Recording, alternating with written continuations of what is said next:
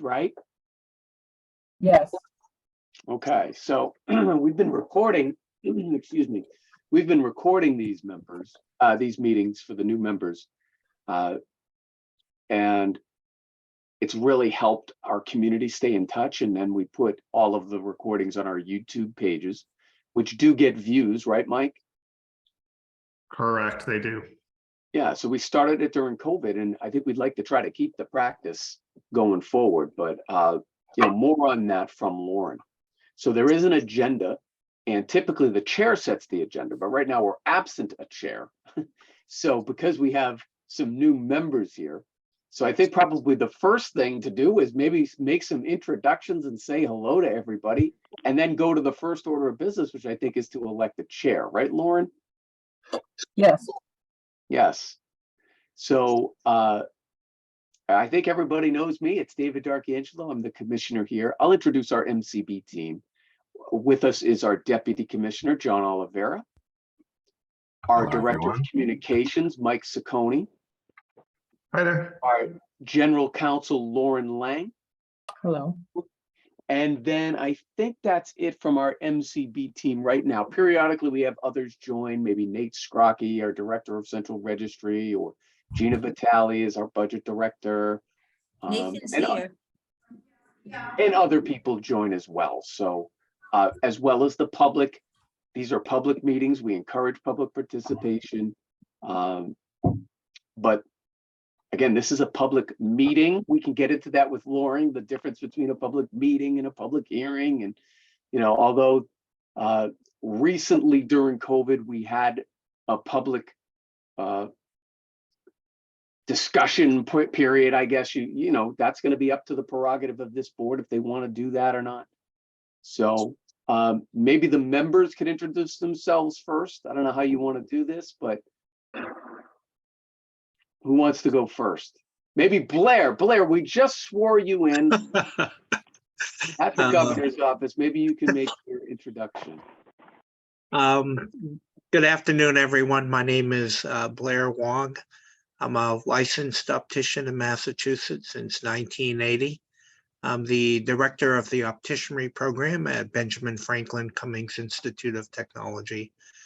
And I just recently retired as an adjunct professor of optics from the New England College of Optometry for over 30 years. And I am a blind individual. I have retinitis pigmentosa, was diagnosed at age 26. And I'm excited to be here. Thank you very much for the opportunity. Well, it's terrific to have you, Blair. And I think you bring many very interesting prerogatives here, both as an eye care professional, but then losing your vision and being somebody who is blind as well. That's I think, going to be very beneficial for what we're doing here. So thank you for joining. Maybe we could go to the ladies next. Ladies, Kathy, you want to go next? I'm happy to. Thank you, David. And hello, everyone. My name is Kathy Pitkauskas. I am the director of Work Without Limits, which is an initiative out of Commonwealth Medicine, which is the consulting division of UMass Chan Medical School. Always a mouthful to have to introduce us. We promote employment for people with disabilities. We provide services to all stakeholders, including businesses and employers, as well as employment service providers and individuals with disabilities and their family members. And happy to be here. I am also a mom of an adult child who is legally blind and has received services through the Mass Commission for the Blind, especially in her younger years. So, just an important mission and organization. And I've experienced that both on a professional as well as on a personal and family basis as well. And it's great to see everybody. I see some familiar faces and some new faces as well. So happy to be here. Well, Kathy, it's great to have you. And thank you for identifying your daughter, who is wonderful. She's a tremendous success story. She lives very independently in another country even. Oh, wow.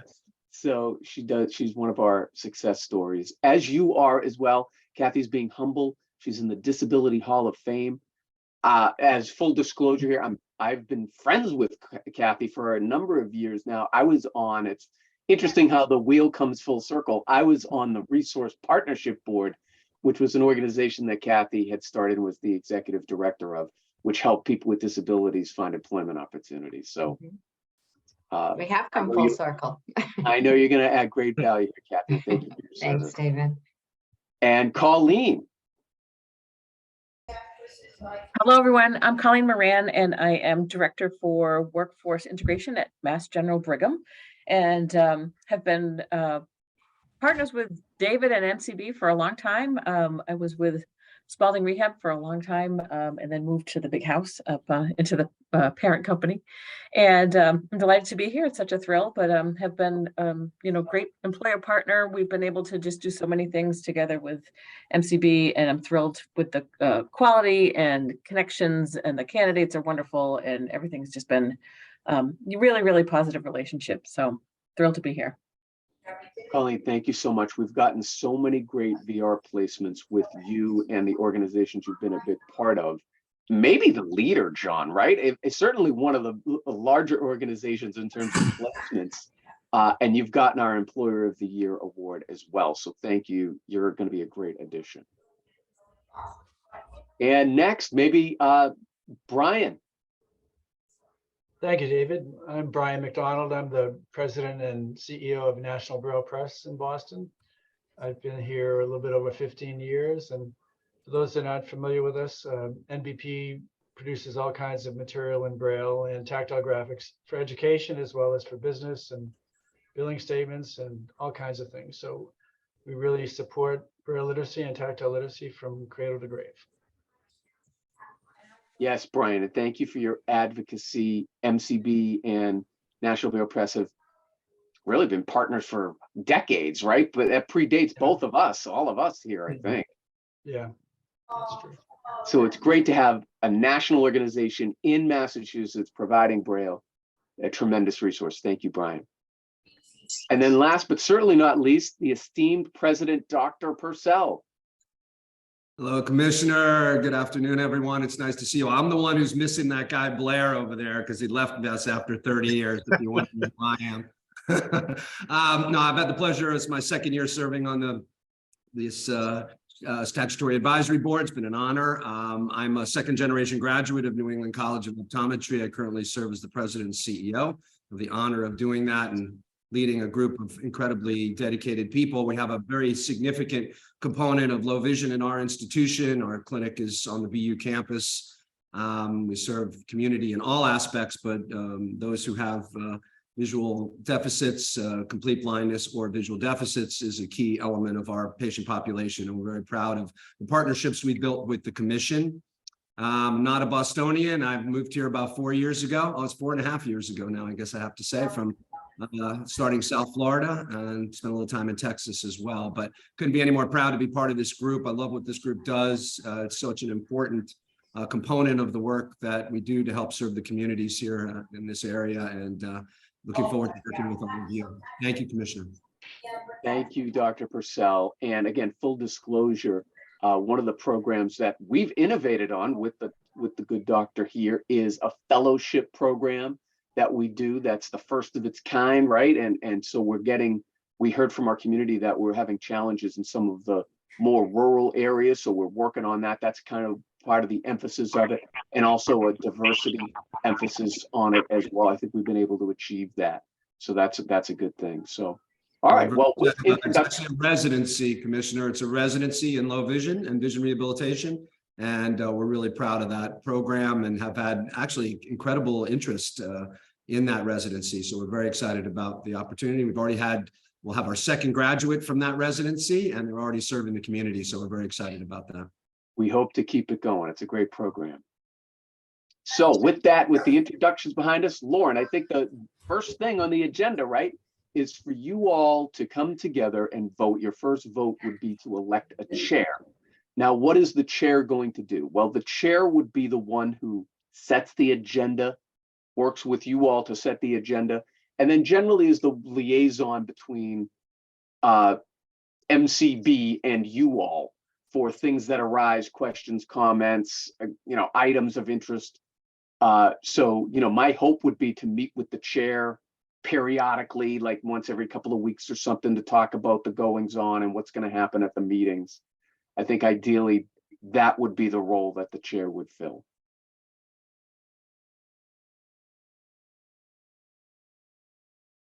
So with that, I mean, there should probably be discussions and then nominations. In order to be chair, you would need to be nominated. That would then need to be seconded. It would then be a vote. And if there's a majority that prevails, then that person would become the chair.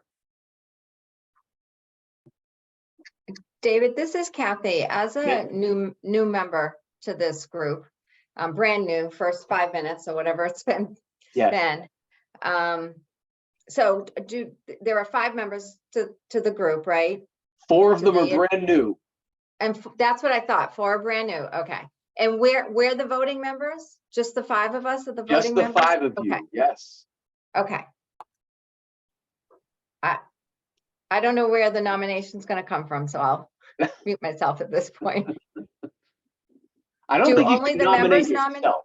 Only the members nominate, or do Yes, only you- the members nominate. Only the members can be the chair. So, This Mr. is- Commissioner, who is the longest standing member of our SAB? I think that would be Dr. Purcell. And we'll qualify the longest standing member, Blair, by saying I was part of the advisory board last year. So I did learn quite a bit. Perhaps given Kathy's comment about there's only one person who isn't brand new to the group, I'll leave it in your hands to nominate, but maybe it makes sense. As I don't suggest I have a tremendous amount of experience here, but I have, compared to the rest of you, I've got an additional 12 months of experience perhaps. But by the way, I mean, your experiences that you bring, the commission well. I'm not suggesting I'm the only one who's capable of this in any way. You guys probably know the commission well, you just maybe don't know as much about how the statutory advisory board has operated, but I think that is in many ways up to us how we want it to operate. So I just put that out there. I do have a little bit more experience on the SAB, so that if that's something you see as some value, then perhaps someone will make a nomination. Do you feel comfortable in that role? Oh, Blair, you're asking the good questions, right? If nominated, I would certainly do my best to try to, lead the discussion. But again, I believe so many of you have more experience than I do, both in the state and with the communities that this group serves. So I'm perfectly happy to have Kathy lead if she would like to. On that note, I would like to nominate Dr. Howard Purcell as chair of I the would second that. Second, yes. I was gonna say, you beat Seconded me by to it. Blair, Colleen. I agree.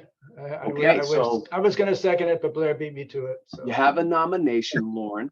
It's been duly seconded. So there should be a vote. All those in favor would say aye, Aye. Aye. Aye. and then opposed would say nay. So hearing none, we would welcome Dr. Purcell as the chair of the SAB. Thank you very much. Congratulations. And now Congratulations. we'll give a 15-minute acceptance speech. Dr. Well, it pretty much sealed the deal when I said Kathy might be able to do this. You Yes, guys you did. automatically Yeah. voted. I see Yeah. how this works now. You can use it when you're I- getting a dinner reservation, Howard. You can go into the place and be like, I'm the chair of the SAB. Very nice. I didn't realize that I had that kind of clout. No, I look forward to working with you, Commissioner. I've had the pleasure of working with you last year. And look, what we all want is to serve the community. We have a great group here. I'm excited to work with all of you and look forward to doing whatever I can to further this cause. So Terrific. happy to do it. Thank you. Excellent. Thank So you. at this point, Thank I you. turn the meeting over to you, and really, this is about the Statutory Advisory Board.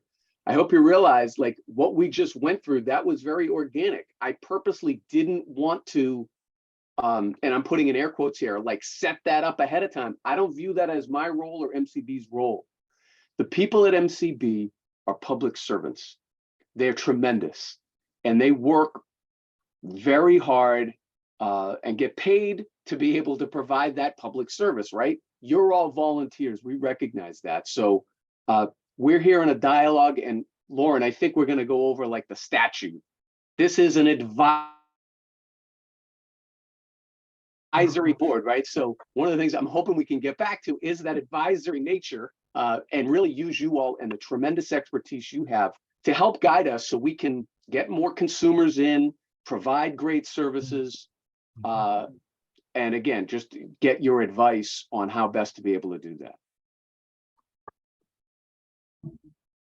So Commissioner, are you turning this over to me at this Turn point? it over to you, Howard. Yes. You know, that's dangerous, right? You know, that's dangerous. Now, perhaps council, did you want to go through a little bit of the document you shared with everyone regarding kind of what the task is for the group? Or do we want people to just read that on their own and ask any questions? Just want to make sure that everyone's clear, because the commissioner did mention at times perhaps the board has seen its role in different ways. We are an advisory board, and I think as such, perhaps at the very least, it's a good idea to review this document and make sure everyone's comfortable. I don't know if you wanted to make any particular comments. All right, so I can help from here. So on your agenda, you'll note, I believe that the second item is the minutes from the prior meetings. Yes. Okay. The role of the board would have been to read those minutes, and you would then have the same procedure to vote on the minutes and accept those minutes. The importance of that is that we have the last couple of meetings, the advisory board which left did not have an opportunity to vote on those minutes.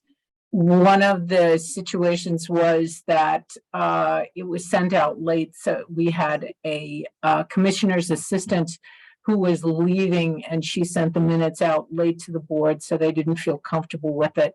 Another one was, I believe the same situation may have occurred the next time, but there was a question as to a line in the minutes, so we revised, we talked to that advisory board, revised the minutes according to that advisory board, and the minutes are now ready for this board to accept. So this is Brian, which is also a new probie here for this committee. But I would defer to Dr. Purcell. Howard, if you were in attendance those two meetings, I've read the minutes. I don't know, obviously I can vote. I will do the protocol to vote, but I have no idea if the content's accurate or correct. So I'm just letting you know, I'd be happy to vote as a procedure, but I would defer to Howard about the content if that was accurate. Yeah, certainly understand that. And I think Lauren explained why we kind of are where we are with the minutes. It is a little bit awkward, a little bit different than perhaps in a normal situation. I have no problem with the minutes at all. And so I think we're putting forward these minutes to have someone move to accept them, and then a second to open up for any discussions that we may have. And I'm happy to add some comments there, but I will just tell you, I have no problem with the minutes. I think the adjustments that were made are accurate. We should move forward. Well, I'll move to have our committee vote for the August and September minutes. And we have a second. I second. Thank you, Blair.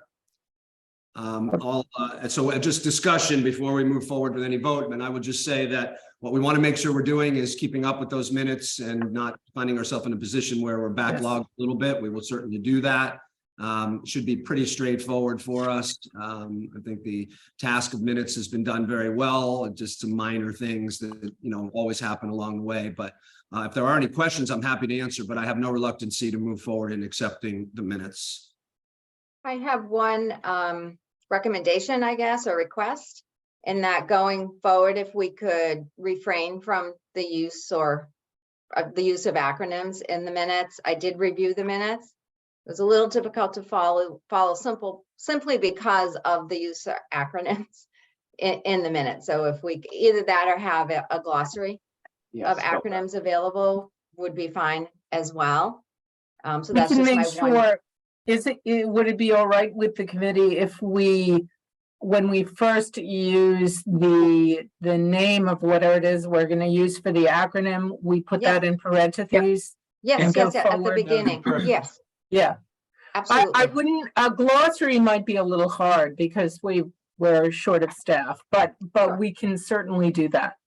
Sure, And Lauren, that I would think, be great. thank you, Kathy. I would just say, Lauren, it's a good comment for a couple of reasons. One, for the obvious, but the second is, and I found myself in this position a year ago, this group uses a lot of those in its normal Mhm. language. I Yes. think we all want to keep in mind as we have a very new group here. I can relate Mhm. to it. I was the only new person, so I sort of learned it on my own a little bit. But given that everyone else is new here, I would just ask, as each of us are presenting information, are discussing subjects, we keep that in mind and make sure that we understand not everybody is as knowledgeable about some of the ways we express the groups and the different types and things. So we should take our time to explain that a little bit more, at least for the first couple meetings. In addition, Lauren, I have, in addition to what you said, which is first time we use it, let's explain it. After that, hopefully we're okay. Thank yeah, you. that seems fine. Lauren, I have a question for you. I was, for another one of the new members, can we, do we abstain from approving the meeting minutes because we weren't there? I've done that in other organizations. Well, and people weren't there for you that could meeting. certainly do that. Our quorum is 3. So if one were to abstain, the one thing that we do have is we have recordings of these meetings that are on YouTube. So those go on first. So when you receive the minutes, even in this situation, you could have referred to YouTube, given us a call, expressed it.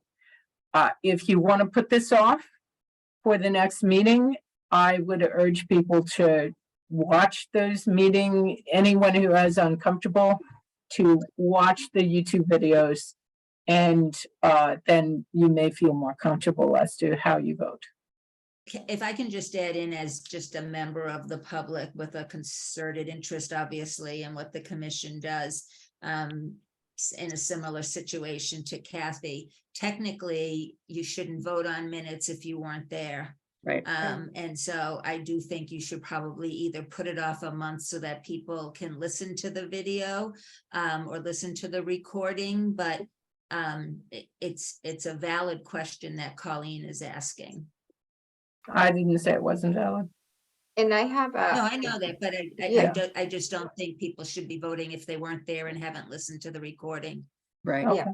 and I agree with that. I'm feeling the same way. And a question to you, Lauren, what if you don't get a quorum on the vote? What happens to Then the the minutes? minutes are not improved. And Minutes then, will not be So approved. there, So Are there if you want to implications? withdraw the vote at this point, in order to give everyone an opportunity to watch those meetings, we can do that. We can keep these minutes in draft form and never vote on them. If you'd like to do that, we can do that as well. And the public can then take the responsibility. If we can even post these as draft minutes with the caveat and provide a link to the YouTube video so that the public is comfortable with that. So if you're uncomfortable about voting on these minutes because you were not a part of those meetings, which is completely legitimate, that's what we can do. We can decide to keep them as draft and post the YouTube videos links with those minutes. So Lauren, let me ask, just protocol wise, do we call for a vote and see if we get the 3 that would represent the quorum? And if we do not, we move to this alternative approach, or should we pause here and just say we've heard enough from our board that we will not take a vote? Do you have a preference one way I or the think as the chair, you can make that decision. And if you decide that you want to postpone it for people to watch those, that's fair. That's completely fair. Okay, so it's up to me. My first big decision is. It's a big decision. It's also, those are 2-hour meetings on YouTube. Right, so Yeah. I recognize though, from what I'm hearing from my other board members, that there seems to be some discomfort about approving something they weren't a part of and didn't take the time to, and wouldn't have taken the time. I'm not suggesting there's any issue, but wouldn't have had the time yet or even known where to go get it. So if it is not breaking protocol, we will pause any vote here. We will reconvene this again at our next meeting. I hope at that point, either we will make the decision to not approve it at all, just because you weren't there, you're not comfortable approving it, or you've reviewed it and you feel comfortable with it. But please come to the next meeting prepared to go one way or the other on that. Unless anyone has a major objection, that's how I will encourage us to move. I would Sounds just good. request Sounds to know great. where the link is, because I haven't looked for it either or knew about it. Yes. So Yes, we'll make sure everybody found has. a couple of, oh, I'm sorry. I'm sorry, Commissioner. I was just going to say, we'll make sure everyone has the link so they can watch that when possible. Yep. And we will make sure it's on the agenda for our next meeting. Thank you. So they're in Great. multiple places. The minutes, the printed documents, or the online accessible documents are on our website, mass.gov/MCB. And then additionally, if you want to watch the recordings, they're on our YouTube channel. So if you go to YouTube and just type in Mass Commission for the Blind. These our are channel- not, excuse me, Commissioner, these minutes are not on our website yet. They don't go up on the website until they're approved. But all members thank you for that. I guess I meant previous minutes. All of the Yeah. duly voted on previous minutes are on our website that Right. everybody can view. So I also had someone wrote in the chat that my mic was a bit distorted. Is this better? yes, it is better.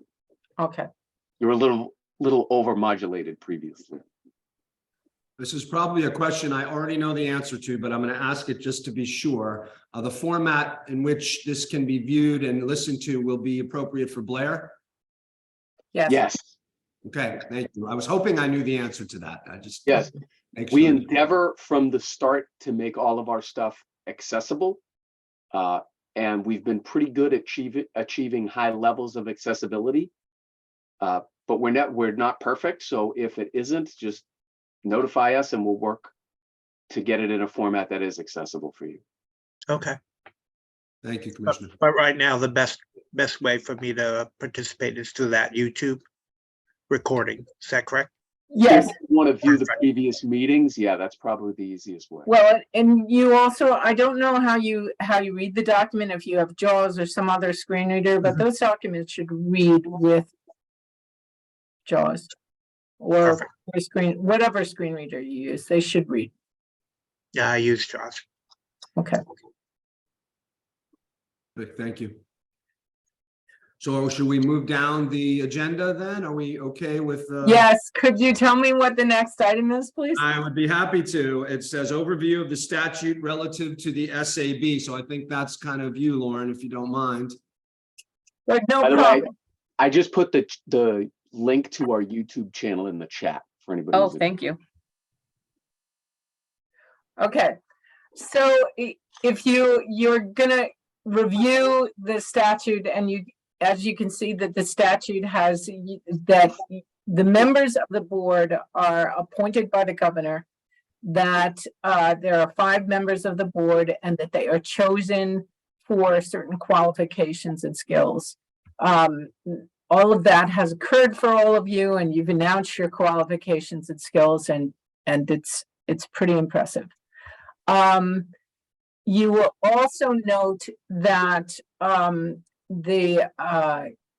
that you are described as an advisory board, but it is, as Dr. Purcell said, it depends on how the board sees its role, what issues the board thinks are important, things like that. So you guys will decide, and you will help us with the formulating the agenda. You may come up with agenda items. You may then ask us regarding agenda items, additional agenda items that you might not know about, but that's part of the development.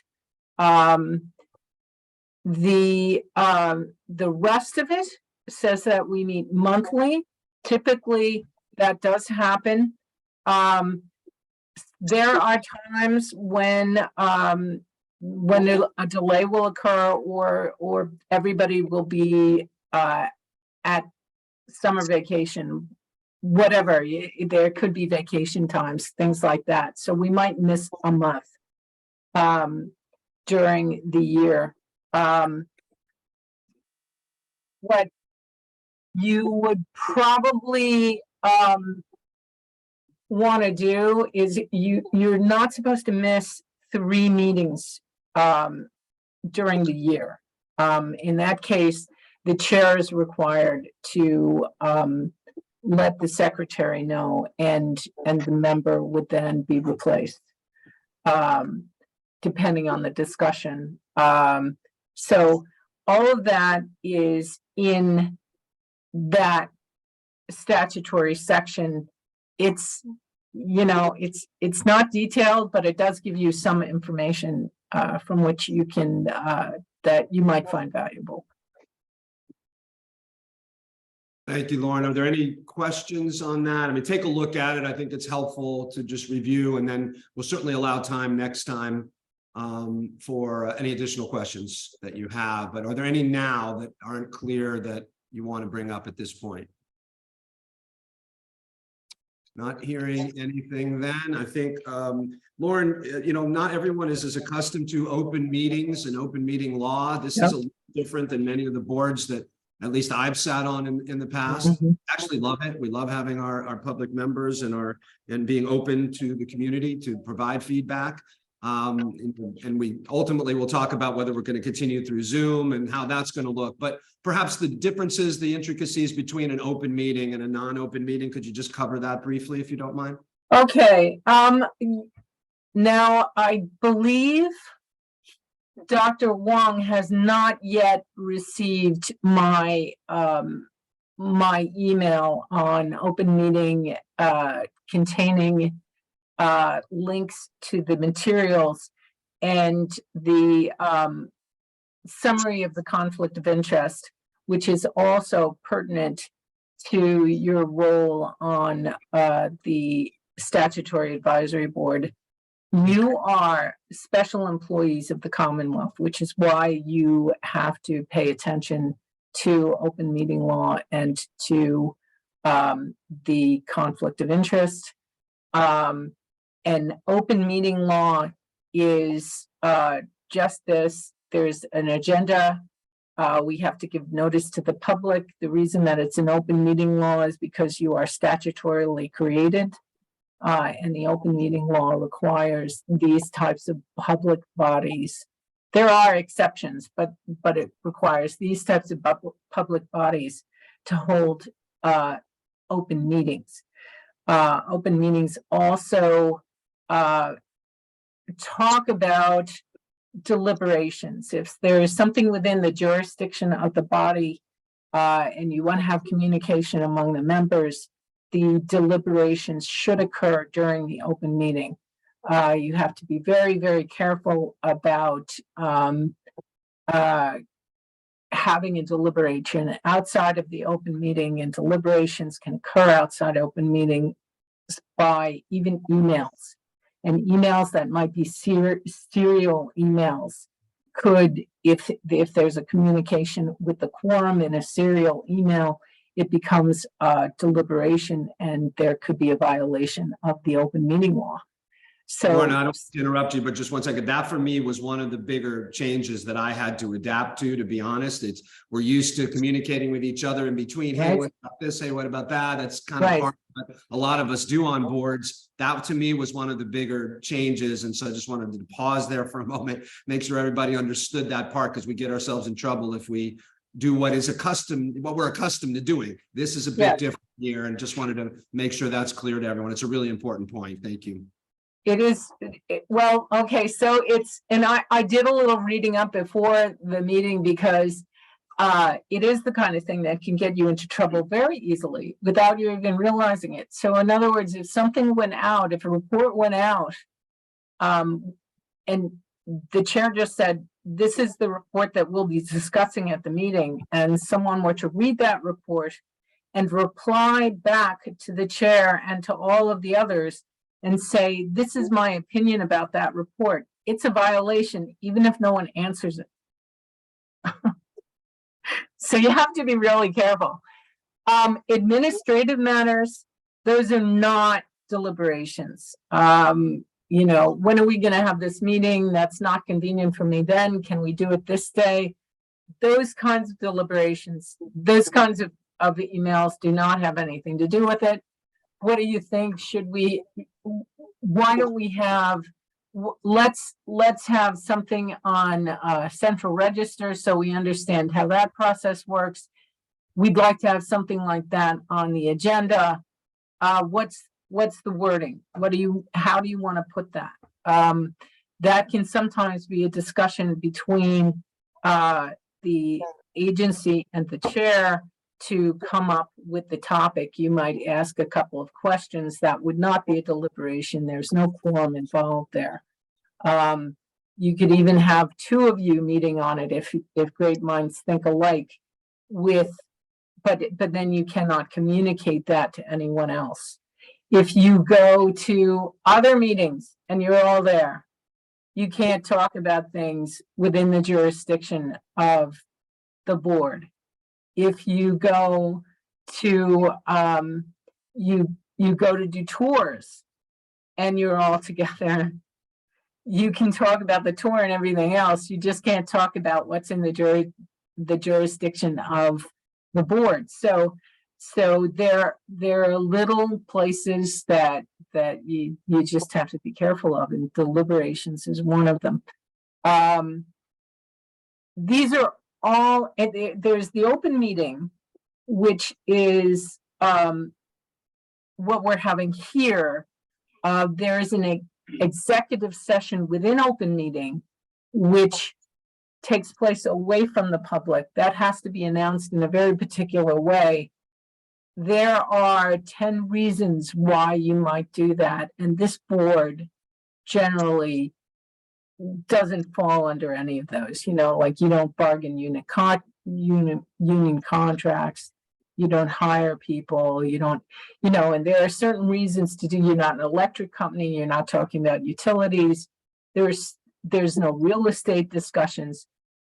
So this, for the most part, this board will be open meeting. If you have a discussion that's going on that you've looked at the guide and you think it might fall under an executive session, you should let me know as soon as possible. Chances are it will not. So we have The to be very exclusions, careful. by the way, are listed in the guide. Yeah, the a lot of this is There's listed. there's a list of them and examples with them. And Lauren, would you agree that, let's say one of our board members has a question about it, they can certainly reach out to you and get an opinion whether or not this is. Oh, something- absolutely. Okay, just want to make sure they understand they've got that resource as well. Yeah.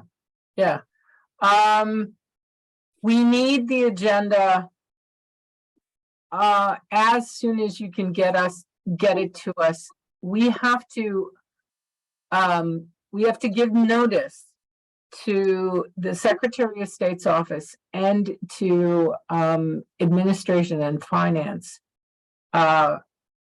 at least 48 hours before the meeting. That does not include weekends and holidays. So if there were a 3-day weekend and then the meeting were to occur and we didn't get an agenda until Thursday night, and the meeting were the day after the holiday, we probably would not be able to hold that meeting because we would not be able to properly notice. So it's very important. We like to, what we prefer is to, if you could get it to us 7 days before, that may not be easy to do. If not that, then 3 to 4. And that's for the public's benefit, so the public can be notified when the meeting is and what's going to be discussed. You know, we've talked about the challenges there. I just want to mention that people like Judy and Debbie and others that I see pretty regularly, they add so much to the discussion, provide so much great perspective. So on one side, it is a little more challenging to do, but on the other side, it gives us this richness of the discussion that can be so powerful. So hopefully you all are comfortable with that, at least comfortable enough that you know where to go for resources and you understand at least the general concepts of it. I'm hoping, Lauren, that the conflicts of interest, most of us are pretty familiar with, but maybe you want to say a word about that. Well, there's a website. You can go to the conflict of interest. Conflict of interest, it looks like, oh, we all understand that. Oh, we all know what that is. It's tricky. And as special employees, you have to take those the first time you do it. They have us on staggered years, employees on staggered years, but the first time you would do it for this board, you would have to do the summary of the conflict of interest, which is it's for state employees. I'll send you the link. And I've sent the link to everyone else. I think Dr. Wong has not yet received that, but I'll be sending that over. You would read the summary of the conflict of interest, and then there's a test. There's a video that's put out by I think it's the Secretary of State's office, or the Ethics Commission, done by the Ethics Commission. And I'm hoping it's done by the Ethics Commission. Yes, I think it is. So that is now for Dr. Wong. When you go to the training that is online, there is a way to get the transcript for the training. That may be easier than going through the training itself. Okay. Okay. So I'll see if I can provide you with instructions on it. It will just, then you don't have to worry about hitting next and all that stuff, and possibly trying to back through the questions, which has occurred. Okay. Thank you. Lauren, this is Kathy Petkauskas. In regards to the open meeting law and the conflicts of interest, I know that you had sent us an email with links for guides and trainings and mentions of downloading, submitting certificates, or replying with email that we've conducted it. But I looked at that, clicked on a couple of links. I wasn't like 100% sure what the expectations were. So I'm wondering if you could clarify that here. Sure. As well For as the summary, just let us know you've gotten it.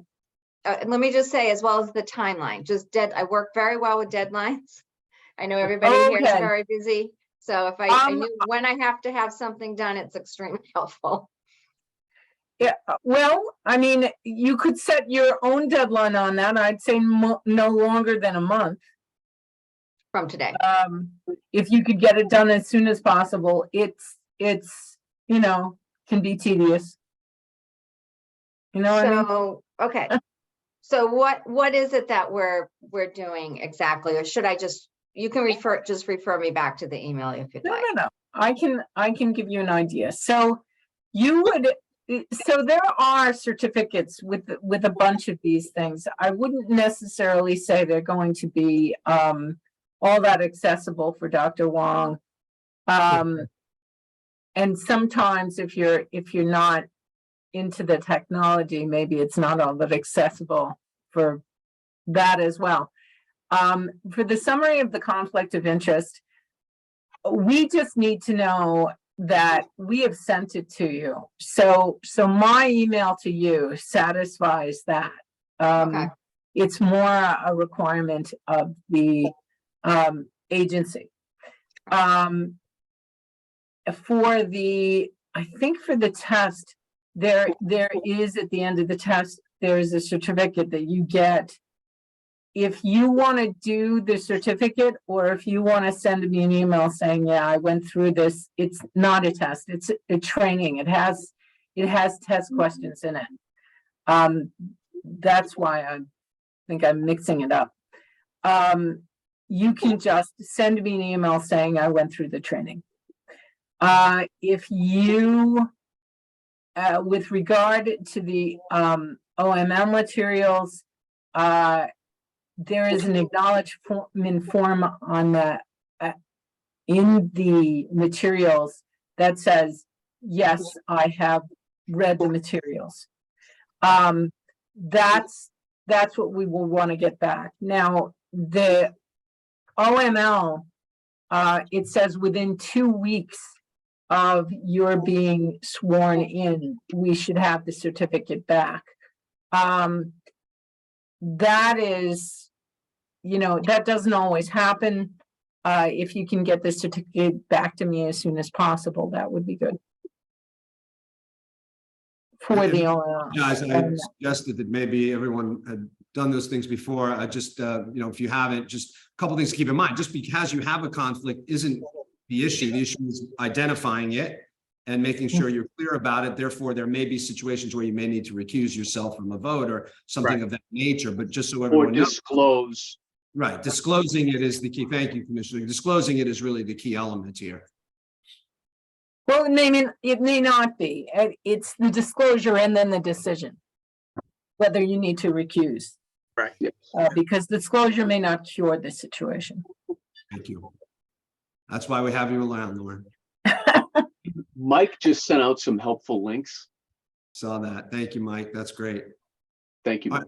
Any other questions on this issue? I want to be mindful of time. We've got a couple other things maybe to cover, but not much. We're doing pretty well. Any other questions for Lauren, the commissioner? Anybody else? Okay.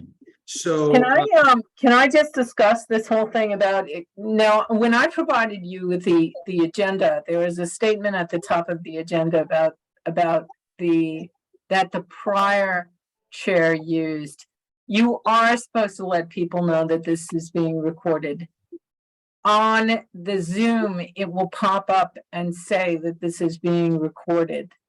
And that is a preference, and you may want to determine at which point you tell the public, welcome to the public, and we will have questions at the end. So you may want to have some kind of a statement with regard to that. If you, and there are boards and commissions that do not, for one reason or the other, do not want the public to speak, and it may be because the agenda was very tight and you realize that there would be absolutely no time, you might want to also include that in the agenda. okay. I think we did identify it was being recorded prior to my being unanimously voted into this new role, but we will make sure to keep that in mind for next time, but thank you. So what we have left on the agenda, if there are no other questions for Lauren in particular, were meeting times and dates and development of an agenda, which we can work at. But I will say, Commissioner, typically we have an update from you or the Deputy Commissioner, and I know this is a little different first meeting here, but I did want to just pause for a moment. Is there anything at this point either of you would want to share with the group? I want to make sure you have an opportunity to do that. Sure. Sure. And thank you.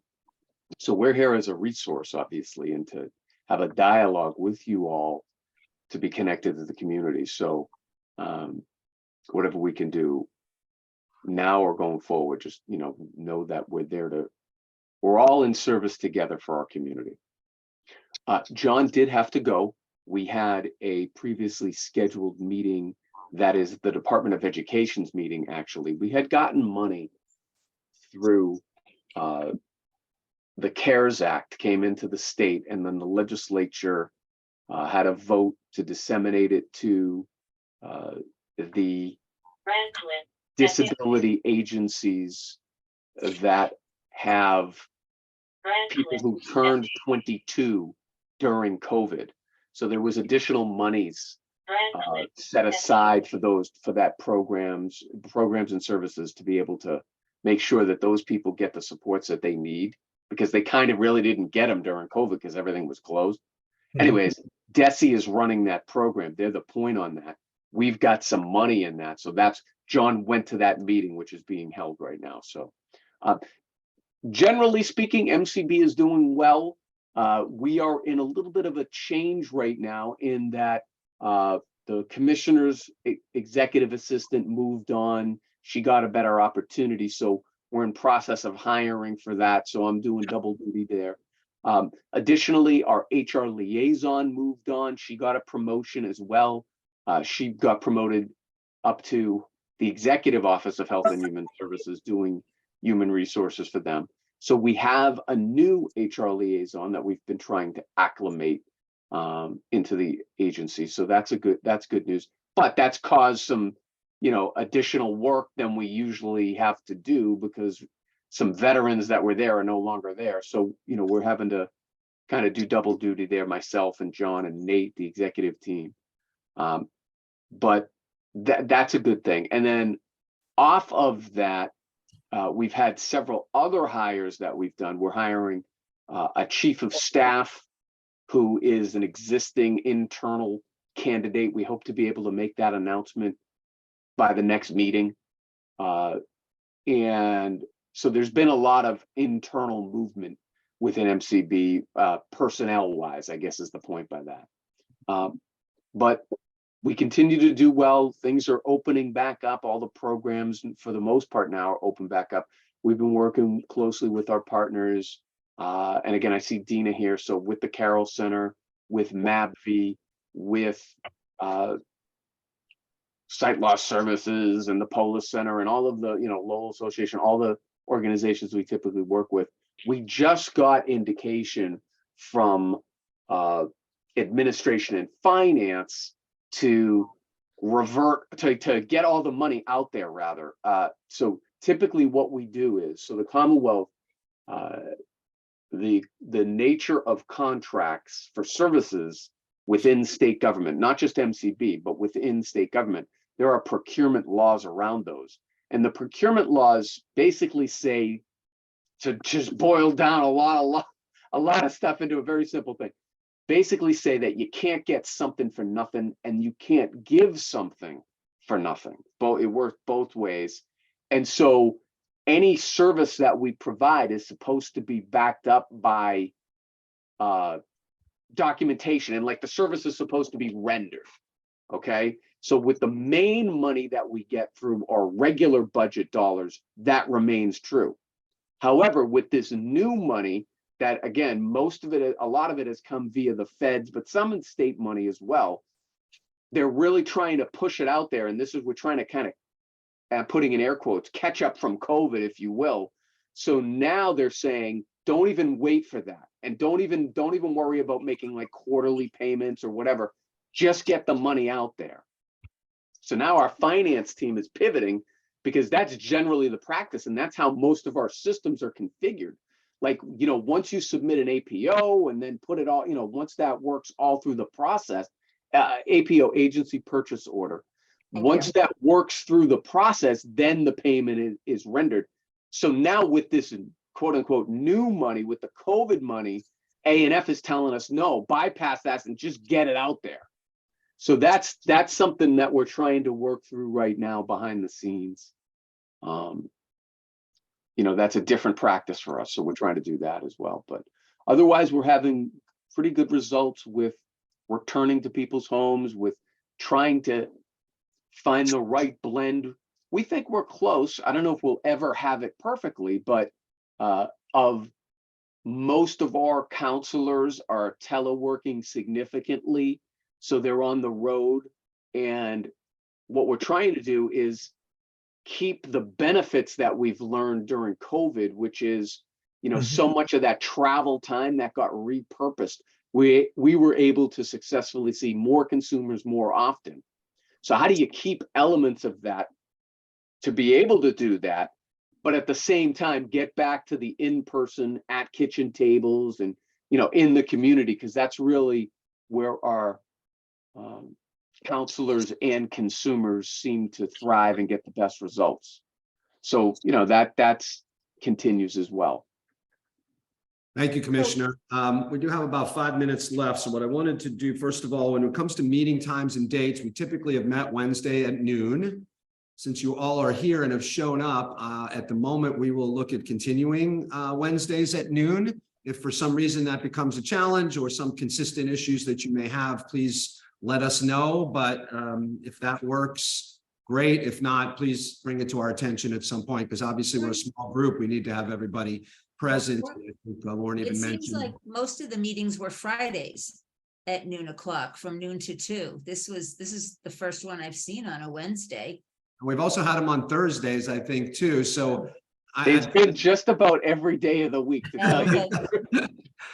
For now, that's why I was just going to put a stake in the ground and say, let's say for now, it's going to be Wednesday at noon. I look forward to any of my colleagues on the board to tell me, you know what, Wednesdays at noon are just impossible. I have a commitment every week at that, or whatever it is. We will adapt and adjust. But for now, I'll just put a stake in the ground. Judy, unless there's anything specific I don't know why Wednesday wouldn't be a good time at noon, then for now, we'll just say that's it. But please, to the other members, get back to me if there's anything, to the commissioner, if there's any issues with that. The other piece was the agenda itself. So here's what I would ask you to think a little bit about as new members.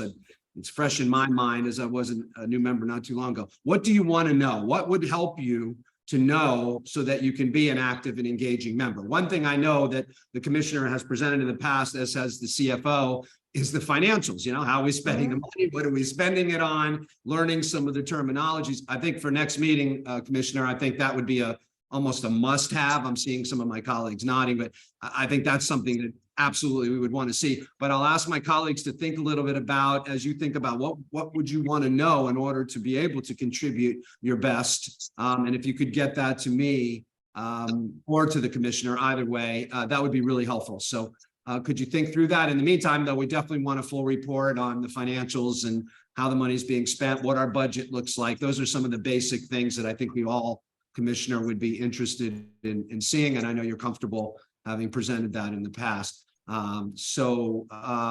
Unless there's any questions on that, concerns, I'll pause for a moment. This is Kathy. I don't have any questions or concerns. I think that would be a good place to start. It was on my mind as well. Good foundation laying, so I agree with that. As far as the meeting date and time goes, I will defer to the chair where you're taking on that leadership role and have done that so gracefully today that if that time and date works for you, that's fine. I did see a note in the chat about how long do you want the meetings to be.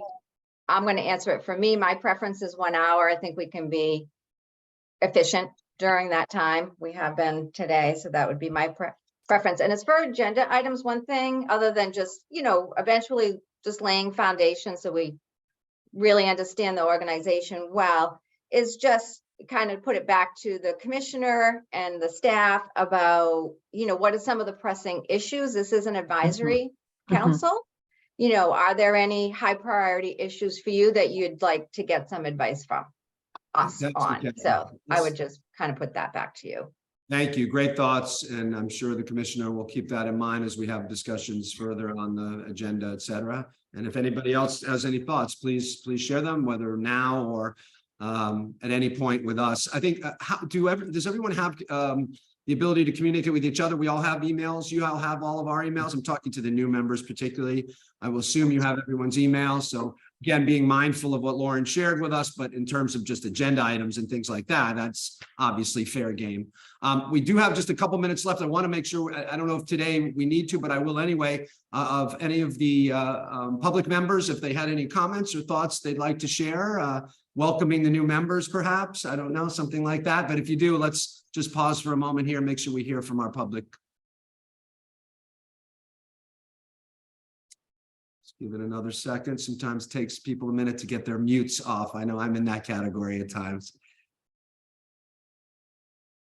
All right, Commissioner, not hearing anything then. I think we can have a motion to adjourn. I want to just say it is exciting to have this new group of people who are so committed to this space. I'm honored to work with all of you.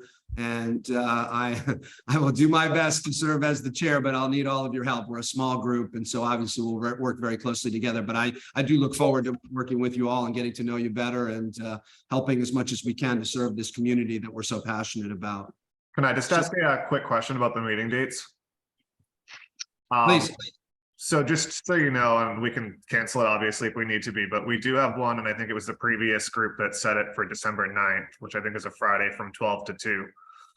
And then if we meet on Wednesdays at 12 o'clock, you're going to run into an interference every third month with the RC meeting that meets at that time as well. So I just wanted to bring that up. Thank you. Those are the things we need to know. So if that date doesn't work and there are going to be some conflicts, we'll try our best to work around that. I don't think we're going to solve that today, but we will come back to the group if we are going to change it. Actually, we'll come back to the group with the next series of dates, and then we'll just see what that looks like, if that's okay. But thank you, Mike. Thanks for pointing that out. You're welcome. So I think we need a motion to adjourn, Commissioner. Is that correct? Or Lauren? I think we need a motion to adjourn. Make the motion to adjourn. Thank you, Blair. Appreciate that. And we have a second from Colleen. All in favor? Aye. Bye. Thank you so much, everyone. We look forward to seeing Thanks, you. everybody. Thank for you, your everyone. service. Happy Nice meeting you Thanksgiving. all. Yeah, happy Appreciate you Thanksgiving. all. Happy all. Thank you. Thanksgiving. Uh, Nice to see you all.